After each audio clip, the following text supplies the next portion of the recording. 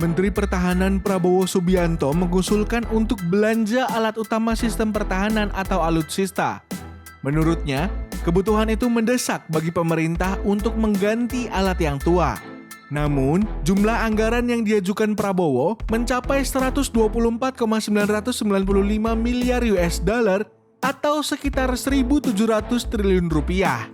Jumlah itu setara dengan 62% total APBN pemerintah pada 2021 sebesar 2.750 triliun rupiah. Kabarnya, rencana belanja alutsista itu pun telah masuk dalam rancangan peraturan Presiden tentang pemenuhan kebutuhan alat peralatan pertahanan dan keamanan Kementerian Pertahanan dan Tentara Nasional Indonesia tahun 2020 hingga 2024 atau Alpal-Hankam. Sayangnya, Prabowo tidak mau menjelaskan secara terperinci perihal rancangan Perpres tersebut.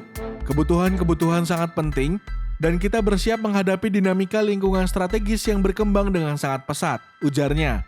Menurutnya, rencana pinjaman luar negeri yang akan diatur dalam Perpres Alpal-Hankam. Saat ini, Kemenhan, Bappenas, dan para pemangku kepentingan sedang membahasnya. Prabowo telah menjelaskan rencana induk pertahanan keamanan Indonesia dalam rapat kerja Komisi 1 DPR RI. Kami beri penjelasan, kami fokusnya adalah anggaran 2022. Saya diminta menjelaskan tentang konsep rencana induk ke depan, kami sudah menyusun itu, ujarnya. Sayangnya, Raker Komisi 1 DPR berlangsung tertutup. Di sisi lain, Ketua DPR RI Puan Maharani meminta pengadaan alutsista harus sesuai dengan karakteristik dan kebutuhan nasional. Menurut Puan, kebutuhan alutsista TNI harus diperbarui dan dimodernisasi dengan merujuk pada Rencana Strategis Minimum Essential Force atau MEF yang akan berakhir pada 2024. Nggak bisa lagi pengadaan alutsista tidak sesuai kebutuhan dan karakteristik wilayah negara, ujar Puan Maharani. Nantinya, Kemenhan juga melibatkan PT Teknologi Militer Indonesia atau PT TMI dalam pengadaan alutsista.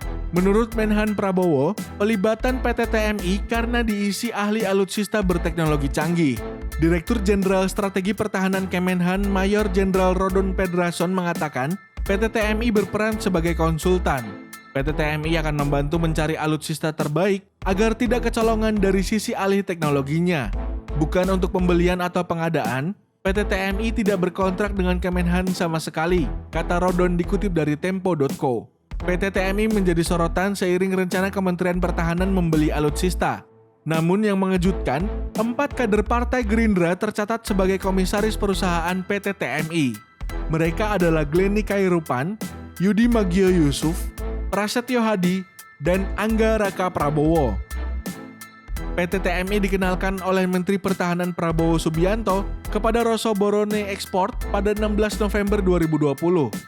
Rosoborone Export merupakan agen perantara resmi Rusia untuk ekspor dan impor produk teknologi pertahanan.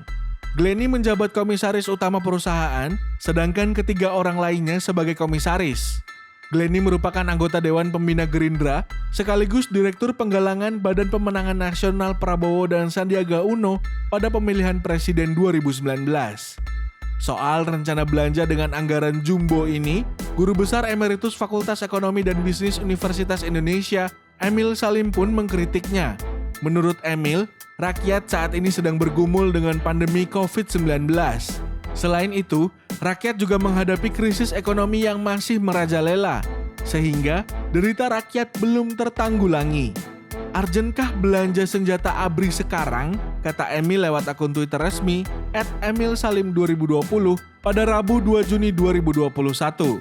Emil pun mempertanyakan apakah ada studi kelayakan dan rencana utuh terkait belanja ini di Badan Perencanaan Pembangunan Nasional atau Bappenas.